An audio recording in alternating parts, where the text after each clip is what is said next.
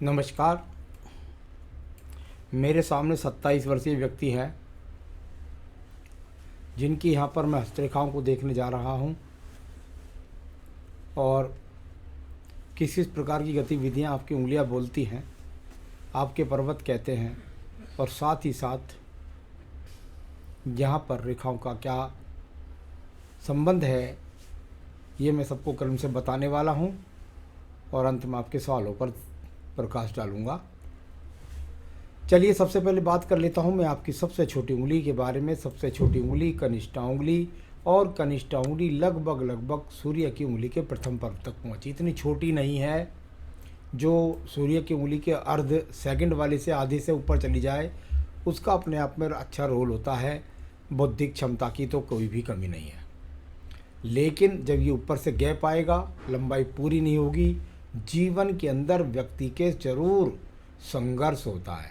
संघर्ष व्यवहारिक भी हो सकता है, व्यापारिक भी हो सकता है, नौकरी में भी हो सकता है, ऊंचाइयों को प्राप्त करने में भी हो सकता है।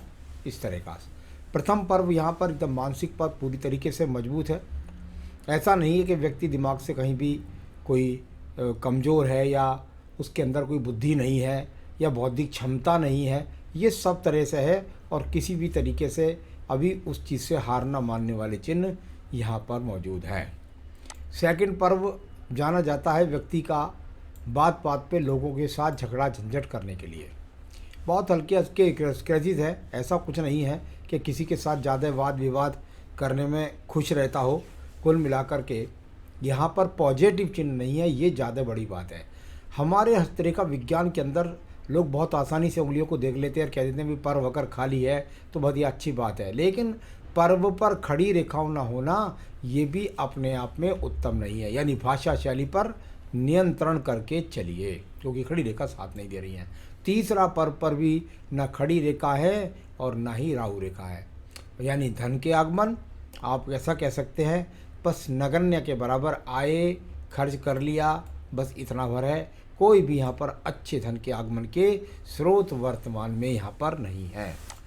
यहाँ बात करता हूँ सूर्य के पर्व के बारे में। इस पर एक बहुत बड़ा चिन्ह यहाँ पर, ये बहुत खराब चिन्ह होता है। जब जब आपके हाथ में सूर्य की प्रथम उंगली पर ये एक तरीके से दीप जैसा बड़ा चिन्ह बन जाए तो ये समझ लीजिए ये कारक हो जाएगा क्रोध का।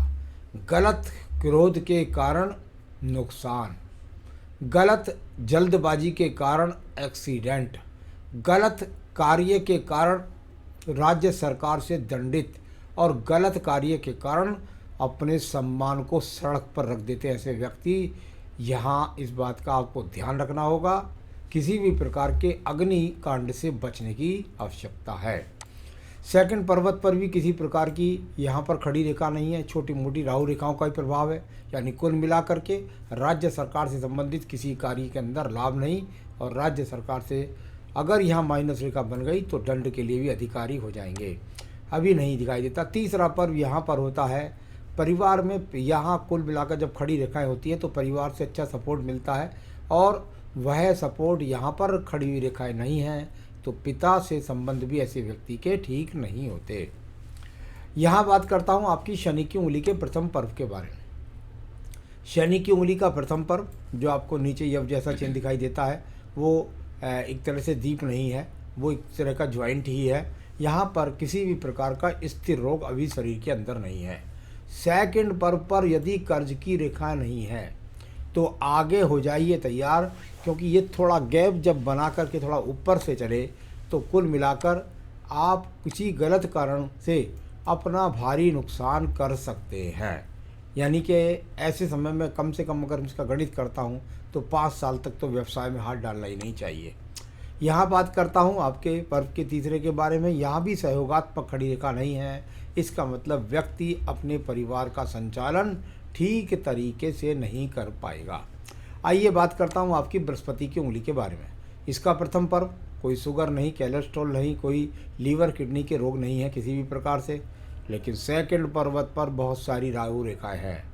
जब इतनी सारी रेखाएं इस सेकंड पर्वत पर लग जाए तो पति पत्नी के बीच के संबंधों में खराबी का संकेत किसकी तरफ से? आपके हाथ में है, आपकी तरफ से। तो ये कोई तलाक जैसी स्थिति नहीं है, लेकिन वैचारिक मतभेद यदि इसको अगर कहें तो यदि ये प्रेम संबंधों के समय में होता है तो ऐसे व्यक्तियों के संबंध, प्रेम संबंध सिर्फ ख्वाबों में चल रहे होते हैं। हाँ, यथार्थ की हकीकत पर यदि वो आ जाते वर्तमान में तो वह प्रेमिका भी छोड़कर भग जाती। तो कुल मिलाकर आप किसी को बहुत ज़्यादा झेल नहीं सकते, उसकी हाँ में हाँ मिलाना आपके लिए ज़्यादा देर का काम ही है। संतान सुख सहयोग की रेखाएं अभी यहाँ पर दिखाई ही नहीं दे रही हैं, तो पत्नी के हाथ से ज़्यादा पता चलता है। अब मैं 2 बात और बता के चलूँगा यहाँ पर।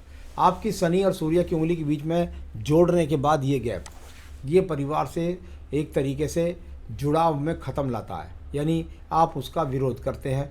दूसरा, यदि ये उंगली मिल जाए और यहाँ पर ये गैप रहता है इतना बड़ा, तो और नीचे की तरफ भी वो उंगली मिलने के बाद गैप रहता है, तो धन के लिए व्यक्ति मारा भी फिरता है और साथ ही साथ व्यक्ति के प्रेम संबंध, वैवाहिक जीवन में भी खटास आती है। आइए बात करते हैं इसके बाद आपकी यहाँ पर। अभी तो मुझे विवाह रेखा केवल एक ही दिखाई पड़ती है, दूसरी विवाह रेखा का मुझे चिन्ह कोई दिखाई नहीं दिया, एक विवाह रेखा है। परंतु बुध पर असली चिंता मुझे यह है कि आने वाले समय में आप अपने जीवन में कहीं ऐसे ना हो जाएं कि आपको दूसरे के आगे हाथ पसारना पड़े, यानी वह स्थिति यहाँ पर ज़्यादा खराब है।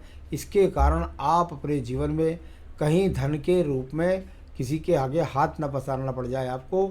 यहाँ धन का सहयोग बिल्कुल भी, जब धन नहीं होता तो ये समझ लीजिए कि आपके जीवन में कोई भी आपका साथ नहीं देता। एक और बात कर लेता हूँ सूर्य पर्व के बारे में। यदि मैं सूर्य पर्व की बात करता हूँ तो यहाँ से निकल करके एक तरफ प्रकार का दीप सा बनने का प्रयास है। यह दीप यदि और डार्क होकर के नीचे हृदय रेखा तक पहुँच गया तो निश्चित रूप से आप समझिएगा कि आपके जीवन में आपको जेल भी करा सकता है। साथ ही साथ ये अपने आप में बड़ी बदनामी का चिन्ह है। कार्य क्षेत्र में टिकने नहीं देगा, नौकरी में बार बार बदलाव कराएगा और व्यक्ति अपने जीवन में अपने पिता का भी सहयोग नहीं पाएगा, क्योंकि सूर्य कारक पिता का है, नौकरी का है, सम्मान का है और उस पर बन जा रहा है ये बहुत बेकार वाला चिन्ह। अब बात करते हैं आपके पर्व की, और वो है आपका भाग्य का पर्व। भाग्य का पर्व, इससे भाग्य रेखा है, इसको मैं अभी कर्म रूपी रेखा कहूँ तो ज़्यादा अच्छा है। कुल मिलाकर ये अभी कह सकते हैं बस कर्म से आप अपना भाग्य चला रहे हैं। इसमें भी आड़ी रेखा के रूप में रेखा है। आइए एक राहु रेखा का प्रारूप कर लेते हैं। ये राहु रेखा जब तक यहाँ है तब तक आपके जीवन के अंदर आप ये समझिए कि आप प्रयास करते हैं किसी भी प्रकार से झटके से, क्योंकि राहु रेखा शनि पर्व की तरफ, झटके से कुछ भी मेरे जीवन में हो जाए, झटके से मेरे जीवन में कुछ भी मुझे प्राप्त हो जाए, तो ये इस तरह का चिन्ह है। जब ये आड़ी रेखा राहु रेखा जाके शनि पर्व तक पहुंच जाएगी उस समय ये लॉटरी योग बन जाती है। अभी तो इसको सिर्फ आपके एक प्रयासरत कहता हूँ, झटके के धन के चक्कर में आप हैं। बृहस्पति बिल्कुल एकदम उबड़ खाबड़ है, दबा हुआ भी नहीं है, संतान सुख में देरी, पत्नी सुख में कमी और इस तरह के यहाँ पर योग ज़्यादा दिखाई पड़ रहे हैं, इसको मजबूत करना होगा। आइए बात करता हूँ आपकी हृदय रेखा के बारे में। हृदय रेखा को यदि आप देखेंगे तो इसमें बहुत सारी रेखाएं गिरती हुई नजर आएंगी। हमारे विज्ञान में गिरती हुई रेखाओं का मन का एक तरह से व्यथित होना, मन का एक तरह से बिखर जाना। दूसरा, ऐसे व्यक्तियों के कोई लोग काम नहीं आते हैं। ये व्यक्ति दूसरों के काम आ जाएगा, लेकिन यहाँ इसका वो काम ये दूसरे का निकालेगा, लेकिन दूसरे व्यक्ति इसके काम नहीं आएंगे। अभी मैं कहूँ तो यार रोग की तो कोई संभावना नहीं है, लेकिन मन का व्यथित होना ये अच्छा संकेत नहीं है। आइए एक रेखा के बारे में बात करते हैं जो जाकर के आपकी हृदय रेखा को काटकर सूर्य पर्व तक जाने का संबंध करती है। लहरदार होकर के चली है और आगे को जाने का प्रयास करती है। जब जब मंगल पर्व से ये रेखाएं निकल करके या हृदय रेखा का की कोई शाखा नीचे के मंगल पर्व से जाकर नीचे की तरफ मिले तो इसको मिले, कुल मिलाकर हृदय रेखा से निकलकर जब मंगल की तरफ जाए तो मैंने बहुत एपिसोड में बताया हुआ है, इसका सीधा सीधा एक ही मतलब होता है, व्यक्ति रंग रूप के कारण, प्रेम मोहब्बत के कारण, व्यक्ति शिक्षा पत्नी की सही ना होने के कारण कहीं ना कहीं उसके तालमेल में उसको थोड़ी परेशानियां रहती हैं। कब तक रह सकती हैं, कैसे रह सकती हैं, ये सब मैं आपको बताने वाला हूँ। आइए बात करते हैं इसके बाद आपके निम्न मंगल पर्व के बारे में। ऐसी युवा अवस्था हो और निम्न मंगल पर्व इतना खराब हो, यानी जिस पर कर्म रूपी रेखाएं बहुत मजबूत ना हो, वो अच्छा संकेत नहीं होता। मेरे हिसाब से ये व्यक्ति स्वप्न ज़्यादा देखने वाला है और कर्म कम करने वाला है। यानी अपनी जो दिमाग की बुद्धि है उसका टारगेट सही लगाना इनके लिए बहुत अभी अच्छा नहीं है। आपको बहुत मेहनत करनी होगी, तब जाकर आप जीवन की ऊंचाइयों को प्राप्त कर सकेंगे। इसमें से आगे कुछ रेखाएं टूट टूट कर आगे जाती हैं, कुछ भाग्य रेखा को काटती हैं। जब जब भाग्य रेखा को काटेंगी आपको ऊंचाइयों नीचाइयों का सामना करना पड़ेगा, कष्ट का सामना करने का, परेशानियों का सामना करना पड़ेगा। तो यहाँ कुल मिलाकर नीचे की तरफ भी एक रेखा इसी तरीके से यहाँ से निकल करके। अब बात करते हैं इसके बाद जो है आपकी बुद्धि रेखा के बारे में। आप यदि बुद्धि रेखा को देखेंगे तो एकदम आगे जाकर ज़्यादा ढलमा हो जाती है, यानी अस्थिरता पैदा करती है बुद्धि में। बुद्धि अच्छी है, बुद्धि की अस्थिरता को आपको रोकना है और सही डिसीजन लेकर के आगे बढ़ना है। चलिए द्वितीय मंगल पर्वत के बारे में देखता हूँ रेखाएं। हाँ, हल्की हल्की रेखा निकलती हैं, बस ध्यान रखिएगा कोई ऐसा कारण ना बन जाए जिसमें किसी वाद विवाद का कारण आपके जीवन के अंदर बन जाए। तो अभी कोई झगड़ा झंझट कोर्ट कचहरी नहीं है। नीचे के चंद्र पर्वत की स्थिति देखिए, ये यहाँ से जाकर नीचे का। हमने अब हमेशा बताया कि चंद्र पर्वत 3 प्रकार का होता है, एक गायन क्षेत्र के लिए, ऊपर वाला यात्राओं के लिए, और सबसे नीचे वाला आपका खराब। यानी चंद्र पर्वत जो नीचे की तरफ ये गहरा डार्क चिन्ह बनकर के जो रेखा निकल रही हैं, ये बड़ा खराब होता है। नीचे वाले चंद्र पर्वत पर कोई भी यव बनना, कोई भी बुरा चिन्ह आना, कोई भी काला स्पॉट हो जाना, किसी तरह की रेखा करना व्यक्ति को डिप्रेशन का शिकार। नंबर 2, व्यक्ति को गलत आदत का शिकार, व्यक्ति को गलत खान पान का शिकार, व्यक्ति का गलत लोगों से उठना बैठना, और कभी कभी नीच वर्ग के लोगों के साथ उठने बैठने के कारण व्यक्ति बदनामी का सामना करना पड़ता है। तो तैयार रहिए बदनामी को, और साथ ही साथ दूर रहना होगा आपको गलत लोगों की संगत से और बुरे खान पान से। तो ये चिन्ह यहाँ पर अवसाद डिप्रेशन तक का योग बना देते हैं। आइए बात करते हैं आपकी आयु रेखा के बारे में। यहाँ से भाग्य रेखा के बारे में, यहाँ से जो रेखा ये गिरी हुई है ये तो पतन की रेखा है। यानी आपके जीवन में इस रेखा में एक बहुत बड़ा नुकसान योग बन सकता है, और वो बहुत बाद की बात है। हो सकता है उस समय तक ये त्रिभुज चतुर्भुज बन जाए तो अच्छा बन जाए, अभी तो उस बारे में बोलना ठीक नहीं रहेगा। यहाँ पर बात करता हूँ ये आपकी भाग्य रेखा, थोड़ा सा इसमें दूर से संबंध, और फिर इसके बाद दूसरी सपोर्टिंग। जब ये स्थितियाँ आती हैं तो व्यक्ति के जीवन में 2 से 3 व्यापार और नौकरियों से व्यक्ति को गुजरना पड़ता है। भाग्य रेखा बहुत ज़्यादा अच्छी नहीं कह सकता मैं इसे, क्योंकि पतन रेखा के साथ जुड़ी हुई है, दूसरा ज्वाइंट भी है, तीसरा ज्वाइंट भी है, राहु रेखाएं भी आगे काट रही हैं, और जहां आपका 27 है उस जगह की अगर बात करता हूं तो अभी वहां पर ज़्यादा नहीं काट रही। यानी 35 तक तो मैं समझता हूं जिस जॉब में है उसमें रहे तो ज़्यादा अच्छा आपके लिए रहेगा। इसके बाद बहुत आगे तक बोलना ठीक नहीं, लेकिन अभी 5 वर्ष के लिए मैं बोल रहा हूँ ज़्यादा। तो अभी आप चाहें तो आपकी सुचारू रूप से नौकरी चल सकती है, कर्म से आप अपने आप को सही रूप से चला सकते हैं अपने जीवन को सुंदरता से। तो यहाँ इस प्रकार से आपकी ये भाग्य रेखा, लेकिन यहाँ पर बुध रेखा बिल्कुल भी नहीं है। व्यापारिक रेखा कहीं से कहीं तक बहुत मजबूत नहीं कह सकते। मेरे हिसाब से बुध पर्वत भी अच्छा नहीं, करिष्ठा उंगली भी अच्छी नहीं, यहाँ से कोई व्यापारिक रेखा भी नहीं। तो मेरे हिसाब से व्यापार करोगे तो नुकसान को हो जाइए तैयार।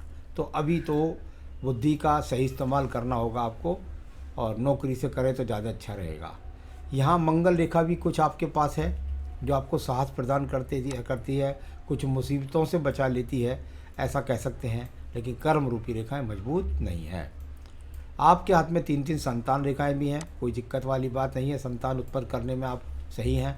और यहाँ शुक्र पर्व में अगर मैं देखता हूँ तो काले स्पोर्ट के साथ में एक्स के चिन्ह भी हैं, यानी संसाधनों के लिए संघर्ष वर्तमान में बना हुआ है। नीचे भी यहाँ पर जाली है, यानी कुल मिलाकर चरित्र के प्रति सावधानी भी बरतिएगा।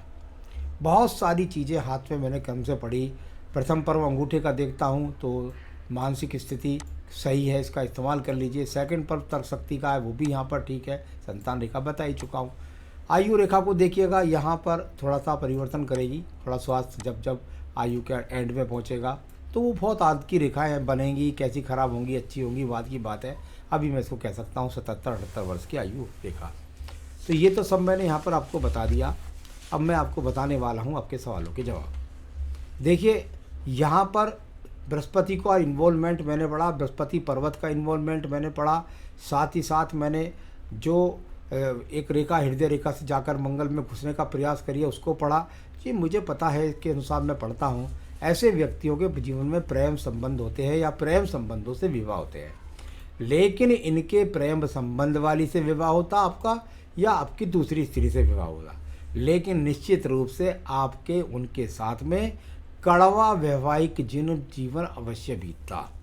तो ये कड़वा वैवाहिक जीवन अपने आप में स्थिर हो जाएगा, इसमें कोई ज़्यादा दिक्कत की बात नहीं है। लेकिन आने वाले 3 साल अभी आपके लिए काफ़ी परेशानी भरे हैं, यानी अपने आप को आप स्थिर कर ही नहीं पाएंगे, जिस कारण नौकरी में भी नुकसान होगा, जिस कारण बदनामी का सामना भी होगा, और जिस कारण आपको अपने जीवन के अंतर्गत निश्चित रूप से बदनामी के साथ साथ विवाह चाहे दूसरा करो या पहला करो, आपके जीवन में यहाँ तलाक का योग मुझे दिखाई नहीं देता। मुझे लगता है आप स्वयं पर जीत दर्ज करेंगे धीरे धीरे और अपना जीवन सुखी करेंगे। तो आपके जो भी विवाह के सवाल ले लेते हैं यहाँ से, जो आपका विवाह हो गया है उसको धीरे धीरे आप अपने जीवन का सुख समझ कर यदि आप उसके अंदर जाएंगे तो आपको चारों तरफ उसमें आनंद नजर आएगा। लेकिन यदि आप उसमें पहले ही घुसने से पहले ना नुकर या एक तरह से नेगेटिव सोच रखेंगे, क्योंकि आपका चंद्र पर्वत बहुत दूषित है तो नेगेटिव सोच तो रखेंगे ही, बुरे लोग भी हैं, चढ़ाने वाले लोग भी हैं, और उल्टा सीधा भरने वाली प्रेम संबंध वाली प्रेमिका भी है। तो भाई ऐसे में अपने आप को 3 साल तो संभालना आपके लिए कड़ा है। लेकिन ये कलेश अगर आपने अपनी पत्नी को आज जाहिर कर दिया तो जीवन भर के लिए आप, आज युवा है, आज बच्चे नहीं हैं, अपने ऊपर एक दाग लगा लेंगे। तो वो दाग के चिन्ह मुझे बहुत नज़र आ रहे हैं। कृपया अपने आप को बचाइए। जो पूजा पाठ बताता हूँ बताइए। तलाक की स्थिति यहाँ नहीं है। ये घरवाली चली भी जाएगी, कुछ कल काम ख़राब करोगे, 4-6 महीने, साल 2 साल में घर चली जाएगी, लेकिन उसके बाद जब आपकी आँख खुलेंगी तो आप सोचेंगे मैंने क्या किया। तो कुल मिलाकर तलाक तो मिलेगा नहीं, और वैवाहिक जीवन में खराश बदनामी के अलावा कुछ नहीं मिलेगा। तो ये मैंने आपको समझा दिया, जिस हिसाब से आप समझें। तो यहाँ कहीं से कहीं तक कोई तलाक की स्थिति अगले 5 साल में नहीं है, आगे भी नहीं बनेगी, ये ऐसा हाथ नहीं है। आप समझ जाएंगे, आप समझदार आदमी है, इसमें कोई शक नहीं है। तो नहीं हो पाएगा, तलाक नहीं हो पाएगा। वैवाहिक जीवन आपको साधना है अपनी तरफ से, आपकी पत्नी की तरफ से का हाथ मैंने देखा नहीं है, आपके हाथ में प्रॉब्लम है, उसे साध कर चलिए। कैरियर के बारे में, सिर्फ नौकरी के बारे में सोचिए, व्यवसाय के बारे में सोचा तो और सड़क पर हो जाएंगे और डिप्रेशन बढ़ जाएगा, क्योंकि डिप्रेशन रेखा यहाँ पर है। तो आपको व्यवसाय के लिए कोशिश नहीं करनी, सिर्फ नौकरी का इंतजार करना है। अभी कोई भी 5 साल तक स्थिति ठीक नहीं है। क्या करें उपाय? पुखराज आपको इस उंगली में पहनना है। पुखराज पहन लिया, नौकरी अनुकूल, वैवाहिक जीवन सुखी, साथ ही साथ आपको समझ आ जाएगी दुनियादारी की, आपके जीवन में असली सत्य और असली जीवन का वैवाहिक सुख क्या है उसको जानेंगे। तो पुखराज आपके जीवन को सुखी बनाएगा, वैवाहिक जीवन को। साथ ही गायत्री मंत्र की एक माला का जाप पढ़े करें रोजाना, और देवी कवच दुर्गा सप्तशती मोता उसका पाठ करें। आपको यदि जीवन में उन्नति, तरक्की और आप अच्छा धन सम्मान प्राप्त करना चाहते हैं तो नमस्कार।